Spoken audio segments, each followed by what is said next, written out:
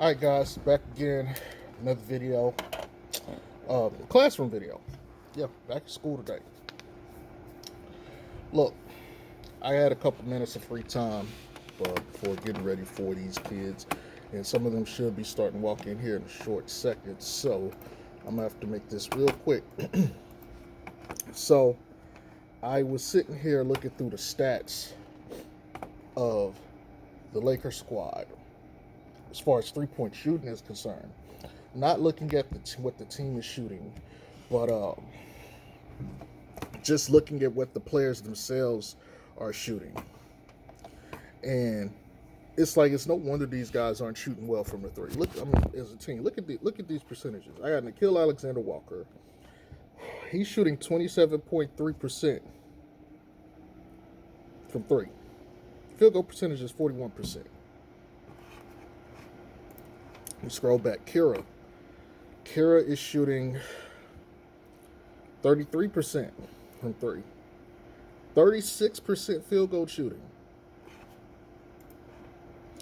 Josh Hart, 45% field goal shooting, 35.8% or 36% from three, league average. Zoe, one of the bright spots, 42.7% field goal, 39% from three. Zion, 35% from three, 61% field goal though. Excellent. Although, as a side note, Zion is taking less than one a game, so his really isn't affecting the game because he don't take them. Bi, 46% field goal shooting, 39.4% from three. Now Zoe had 39.1 to be specific. Still really good. Bi shooting really 47%. That 46.9 is really 47. Pretty good. And I guess that's all of them that I went through here. Let me go ahead and type in Bledsoe. I know what Bleds is, but I want to get the specific, including the decimal. Yeah, he's 39.5. So, and for frame of reference, let me get JJ ready. JJ is shooting 35.8. So let me scroll back here a couple. Him and Josh Hart are shooting the same percent from three. So consider this. Half of the team is average or less from three. Average or less. Actually, of all the guys I mentioned, there's three who are shooting 39%, and they're carrying the bulk of the shooting load. And then the other guys, not so much. Like, let me get down here to JJ. JJ is taking 4 a game, which is his lowest since his second to last year in Orlando. Make sure I got this right. Yeah. Nope. Wait.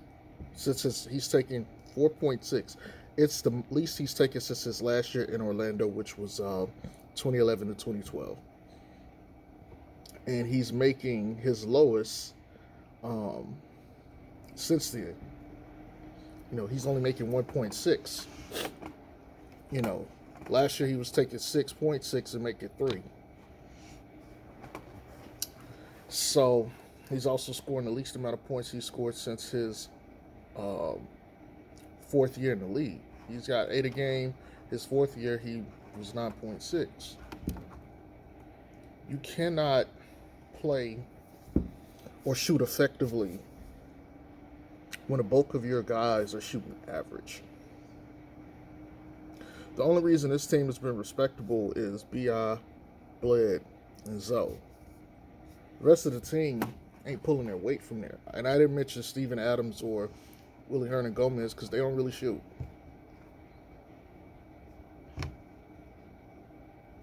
It's not enough shooting on this team. It's not enough. Um, it's just simply not enough. They need way more shooting, positive shooting.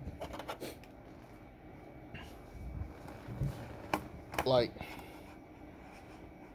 Lonzo has overtaken JJ. Bledsoe has started to come down. He was in the 40s, but he started to come down. So Bi's kind of like stabled off. He's right where he was last year, numbers and all, actually. Um,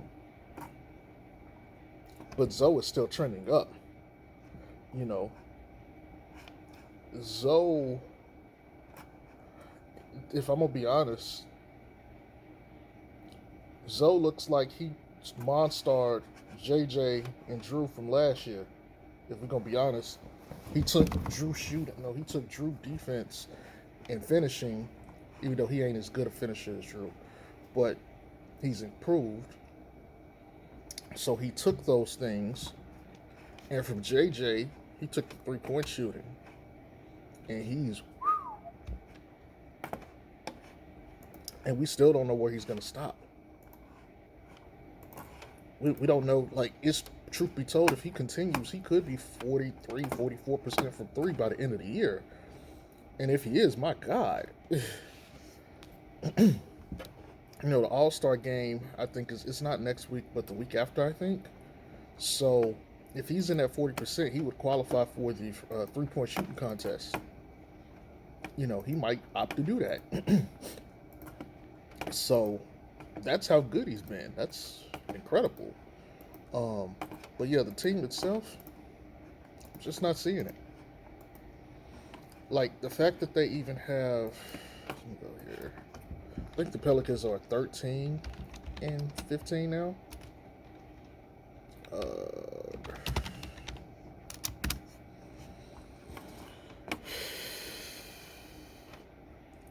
They're 13 and 17.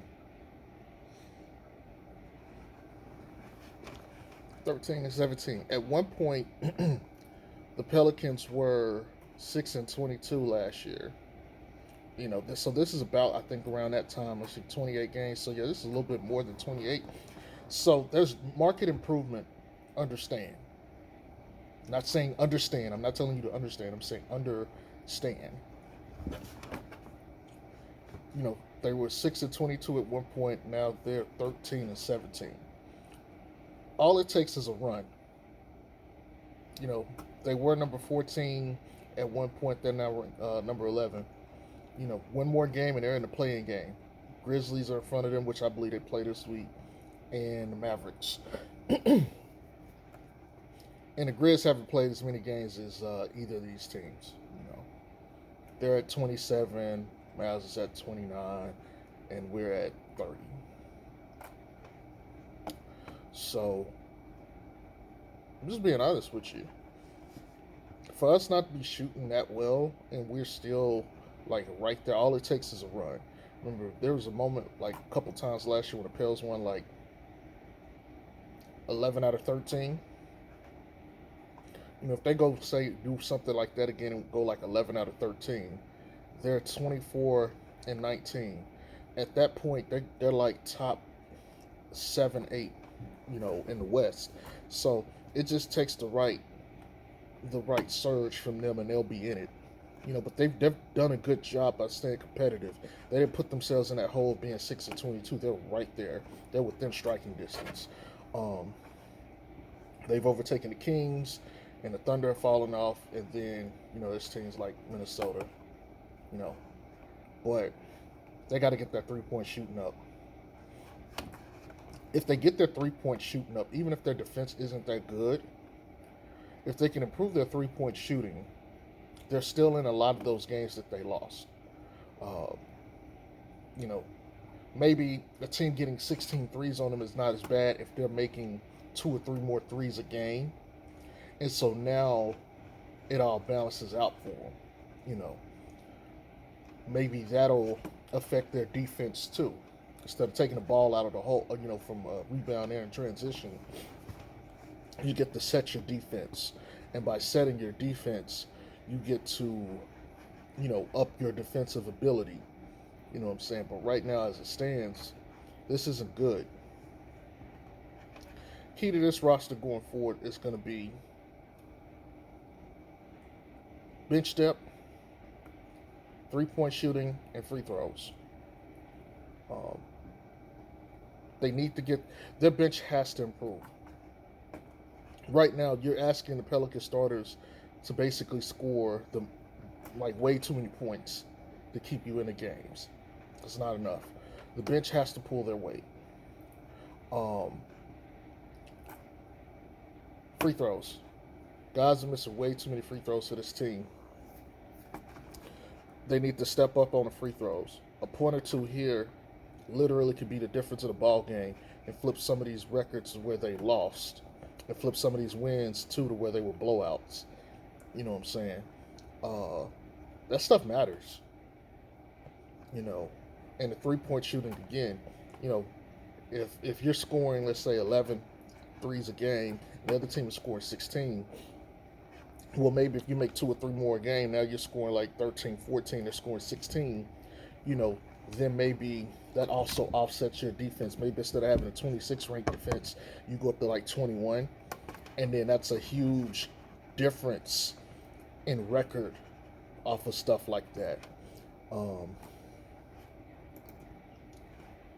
Let's see. Even the Hornets, LaMelo's team is 14 and 16. You know, there's a 1-game difference. If you think about it, that 1 game we played against them is a drastic shift. Let me go back.